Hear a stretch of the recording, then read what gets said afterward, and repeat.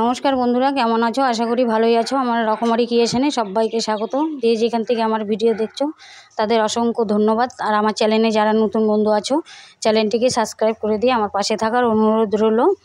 আর আমি আজকে একটা নতুন রেসিপি নিয়ে চলে এসেছি, তোমরা প্রথম থেকে শেষ পর্যন্ত দেখতে থাকো, আশা করি ভালোই লাগবে। আমি আজকে দেখাবো তোমাদের কুমড়ো আর আলু দিয়ে রসা করে দেখাবো। তোমরা তো কুমড়ো অনেকভাবে খেয়েছো, এইভাবে খেয়ে দেখো একটু।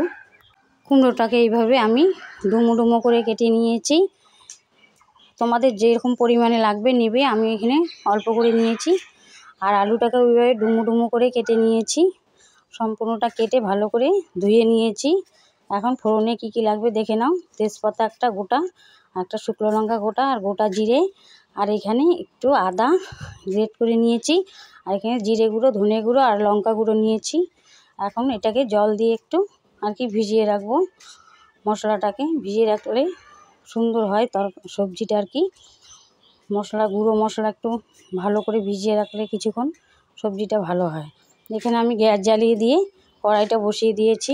কড়াইটা বসিয়ে দিয়ে গরম করে তেল দিয়ে দিলাম, 2-3 চামচের মতো তেল দিয়ে দিলাম। তেলটাকে এখন ঘুরিয়ে গরম করে নেব। গরম করে নিয়ে কেটে রাখা কুমড়োটা, কেটে ধুয়ে রাখা কুমড়োটাকে ভেজে নিব। আগে সুন্দর করে ভেজে নেব, যাতে গলে না যায়।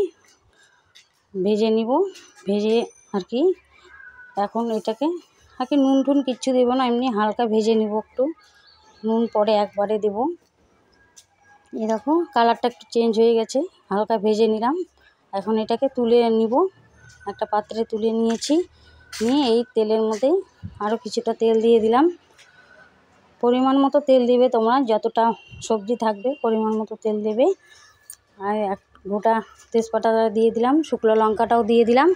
এখানে এটাকে লাল লাল করে একটু করে ভেজে নেব। তার মধ্যে এখানে গোটা জিরেটাও দিয়ে দিলাম।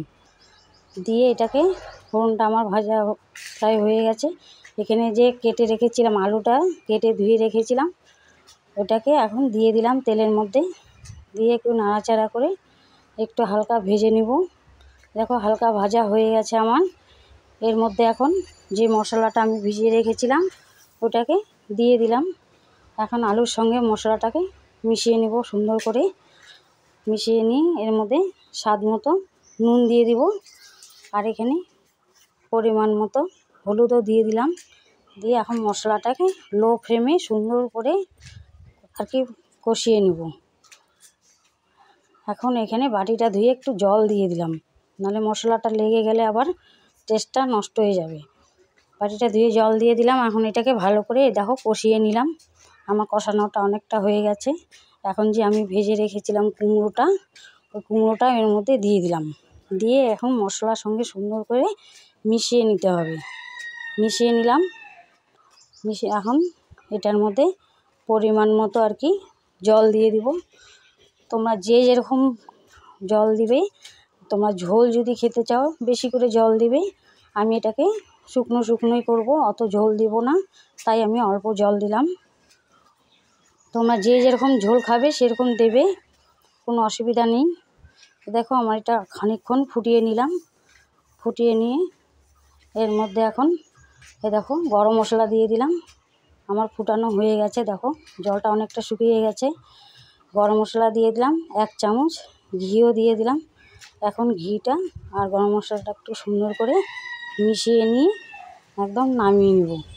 আমার তরকারিটা রেডি একদম। দেখো তোমরা চাইলে নিরামিষের দিন এইভাবে খেতে পারো, ডালের সঙ্গে খুব ভালো লাগে।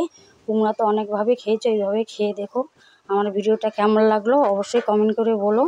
আর ভিডিওটা দেখতে দেখতে কিন্তু একটা লাইক দিয়ে দিও। আমি আজকে এখানেই রাখছি, কালকে আবার নতুন ভিডিওর সঙ্গে দেখা হবে।